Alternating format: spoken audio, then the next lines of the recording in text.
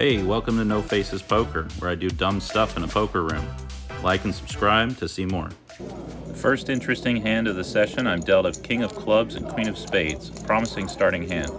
Being under the gun, I decide to kick things off with a modest bet of $7. Surprisingly, all 6 players behind me decide to join the party, making this a multi-way pot. With my out-of-position disadvantage, I'll need to tread carefully unless I hit a strong flop. The flop comes down Queen of Spades, Jack of Diamonds, and 5 of Hearts. Bink, top pair with a king kicker. It's time to capitalize on this strong hand and charge any drawing players. I opt for a bet of $20, which is slightly less than half the pot, considering the various possible holdings my opponents might have, such as sets, 2 pairs, or straight draws. To my surprise, both Under the Gun 1 and Cutoff call my bet, keeping the action alive. The turn brings a 4 of clubs, a safe card for me. It's highly unlikely that my opponents have connected with this card.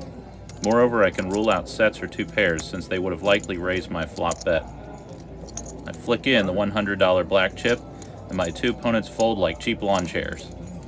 It's all about reading the board and making strategic moves to maximize your gains. I rake a nice $100 pot to start the session.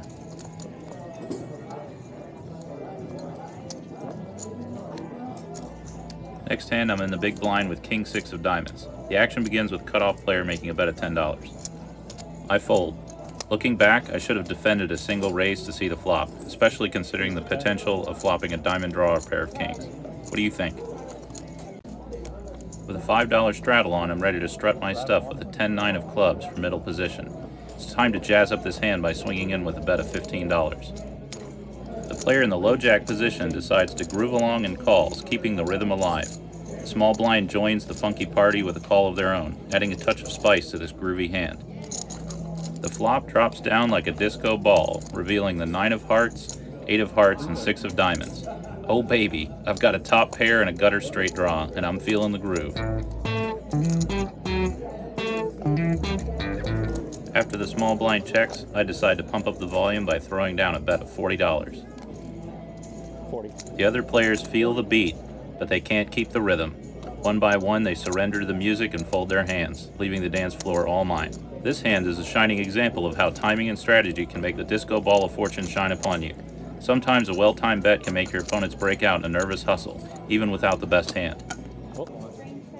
In this exciting hand, I find myself in middle position with the 3-2 of clubs, and decide to start with a bet of $7, hoping to build some early momentum.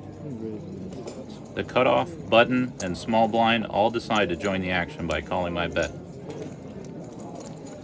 The pot's $29 going into the flop, which brings a fantastic sight. 2 of Hearts, 7 of Spades, and 2 of Diamonds. I've hit the jackpot with a super disguised set. With such a strong hand, I decide to take a deceptive approach and check, hoping that a player in later position will take the bait. The turn card is revealed as a 4 of Spades. Wanting to extract some value from my set, I confidently place a bet of $12. The low jack player decides to fold, but the button player suddenly raises the stakes to $30. Taking a moment to assess the situation, I don't believe the button player is betting on a backdoor flush draw. I suspect they may be bluffing or holding a weaker hand. To keep them engaged and potentially bluffing on later streets, I decide to make the call.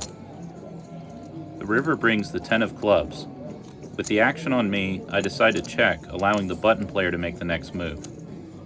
Surprisingly, the button player goes all in, shoving $85 into the pot. Wow! Feeling confident in my hand and sensing weakness, I stick in the call. When I reveal the set, the button player mucks their hand in defeat, and I emerge victorious, raking a $259 pot. Oh, I got a 2.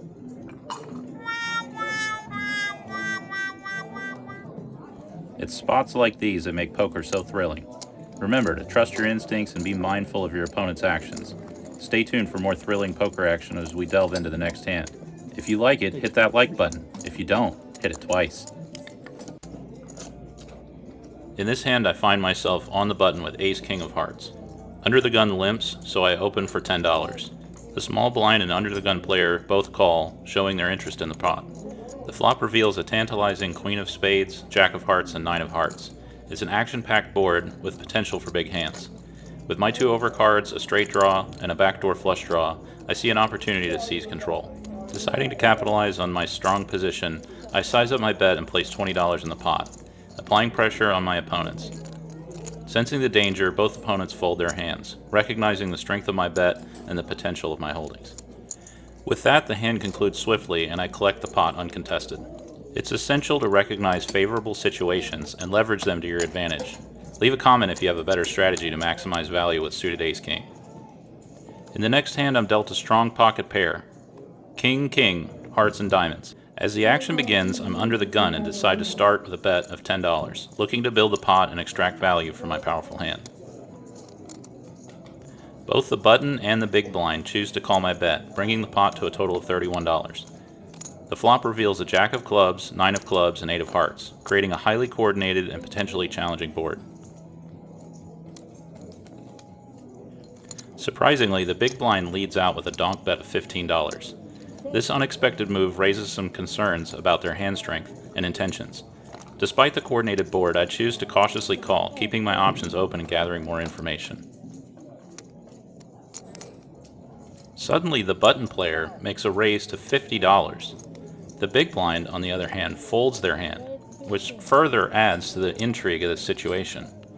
It's unclear why the big blind decided to fold after leading out with a bet. Sensing possible strength from the button player and considering a coordinated nature of the board, I suspect that my opponents may have connected well with a flop. The possibility of facing a set or two pair becomes a real concern. If you disagree, leave a comment below. In the next hand, I'm dealt ace of diamonds and 8 of spades. The cutoff, small blind, and big blind all decide to limp. Against my better judgment, I join the limping party from the button. With all the limpers, the pot stands at $8 as we see the flop, which comes ace of spades, 7 of diamonds, and 3 of hearts. The flop gives me top pair with a decent kicker, making me believe that I have the best ace most of the time in a limped pot situation. Small blind leads out with an $8 bet. With confidence in my hand, I raise to $30. Surprisingly, everyone quickly folds, realizing they're no match for the mighty aces. Guess they didn't want to play aces and fold 'em today. I decide to show the ace here so that my semi-bluff raises later are more disguised. In this final hand of the session, luck took a turn against me, and unfortunately, I wasn't able to capture the entire hand on video due to my camera running out of storage. However, I do have the hand history and it's definitely one for the books. I start in the big blind with a strong hand. Queen of clubs, queen of spades. The action begins with a bet of $7 from the middle position player, followed by a call from the cutoff. Sensing an opportunity to build the pot, I decide to raise it up to $30. 30. Both the middle position and cutoff players call, indicating they may have some strong hands themselves. There's already $91 going into the flop, so this is going to be a big one. The flop comes down, jack of diamonds, 3 of spades, and 4 of clubs. This is a safe flop for me, so I check to trap. Middle position takes the bait and bets $30, while the cutoff player also calls the bet. My queens are ahead here most of the time, so I decide to go all in, hoping to isolate one remaining opponent. Both middle position and cutoff players make the call, which is a bad sign for me. There's $481 in the pot. The turn comes 7 of diamonds, 4 of hearts. Unfortunately, middle position flips over pocket fours, showing quads. So, for session 1, I was in for a single buy-in of 200, out for 0, with a session result of minus 200. If you want to see me donk off more money or make sick bluffs, make sure you like, subscribe, and follow.